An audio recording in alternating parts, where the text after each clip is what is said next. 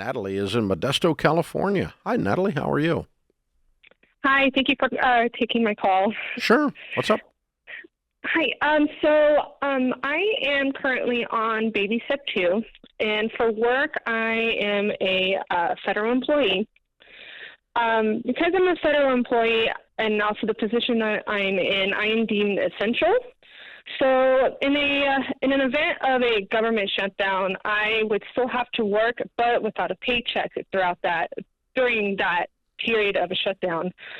So with the recent talks of a government shutdown this year, which the talks of government shutdown is always in the air every year, but this time it's actually making me a little bit nervous. So my question is, since I'm on baby step 2, should I increase my starter emergency fund in case there is a government shutdown this year? No. No? Okay. No, you don't ever increase your baby step emergency fund. What you might do is you might push pause on the whole dadgum thing and pile up cash. Okay. But just push pause on your whole baby steps. No baby steps at all are involved. There's a tornado coming towards our house, and we need an emergency. We need a big pile of money. Okay, so just don't even touch stop the emergency everything fund. Just pile save. up cash everywhere if you think this is going to happen. Okay. Now, all right. How long have you been a federal government employee? This is my second year, so I haven't experienced anything, when it comes to the government shutdown since I joined. Go back the and do a agency. little research for yourself. How many times you've actually been shut down? Yeah, It's hardly ever. Hardly ever. Yeah, I think three times in 30 years or something like that. Yeah, and the most recent one being in January of 2019. It's just I'm feeling a little nervous because, one, maybe it's because I'm doing this debt-free journey, and two, my coworkers are making me nervous as well. So they're in talks of, raising their emergency fund, or they're saving up money in case they're doing. They're broke people. Okay. So what we need to decide what the real threat is. Okay. So if someone calls me up and says, our company is considering layoffs, do I stop everything and build up an emergency fund? Then the question is, what is the probability you are going to be laid off? If it's if it's 50-50, yeah, stop, build up cash. If you think there's a 10% chance you're going to be laid off, this is called worrying. Just work your plan and shut up. Okay? So what do you think the probability is, after doing a little bit of research, not listening to your broke coworkers who worry about everything, but really looking at it and saying, okay, in the current political environment, what things are the same as they were during the 3 times it did get shut down in 30 years, or whatever the number is? I don't remember. I'm guessing, but it's not far off of that.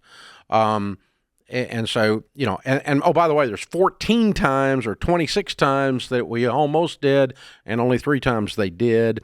And so it's usually just a bunch of hogwash, and we keep working. And that's my, yeah. Yeah, and if you think, okay, there's a 10% chance this is going to happen, go with it. Just keep working your plan. Hey, Natalie, how much debt do you have? I currently $80,000 right now. Okay, and are you working a second job? No, I work currently with my schedule. I'm currently working 7 days a week, and what do you and it make? rotates every 6 months. My base salary right now is at $57,000 a year. That's my base salary, but with overtime, I'm projected to make about 105, 110 this year. Okay, cool. How much overtime are you doing right now?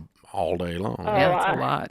Yeah. Again, every 6 months our schedule changes, so I'm probably going to have the schedule for the full year. So I'm doing at least 75 hours of working 75 and you're not to 80 required hours to a do week. the overtime if they shut down.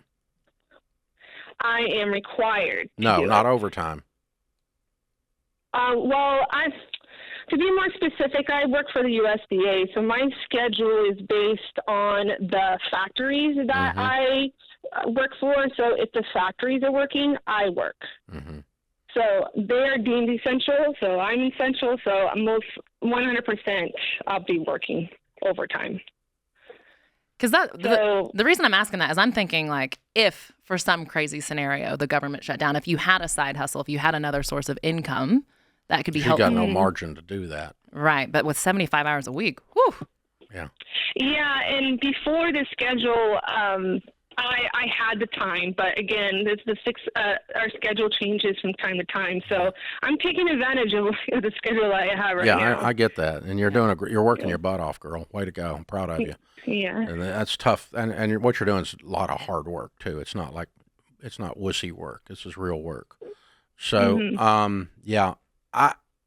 you have to decide what you think the probability, with actual facts, not whiners at work, but the actual probability of the shutdown is.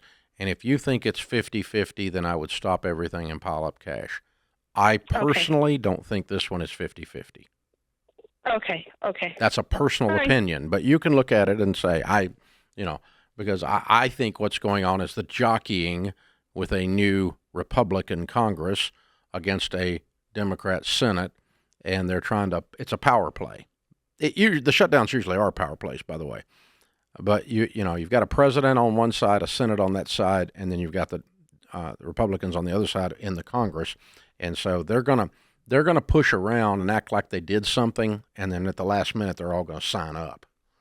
That's what they do 99% of the time. But that's just an opinion from somebody who has no respect for hardly any of those people up there. So, Dave, I think we just need you to go to Washington and run. Don't. We need you to run their budget. There would be a war. We need you to teach them how to budget. There would be a war. You don't want me up there. How are we running our country at a deficit? Like we're not doing a zero-based budget. We're doing. We need a no-spend month. Yes, we do. In the Congress. Come on. Let's go. Well, then Sarah would be back off of overtime. Or Natalie, rather. I'm sorry. Oh, my goodness. Sorry about that, Natalie. Hey, you'll be okay, kiddo. I think you're okay, but you look at it and you make the judgment. Don't stop your plan based on worries, because worries are always there. But if the facts are scary, then you would stop your plan and pile up cash. That's the moral of the story for all of you facing these kinds of things.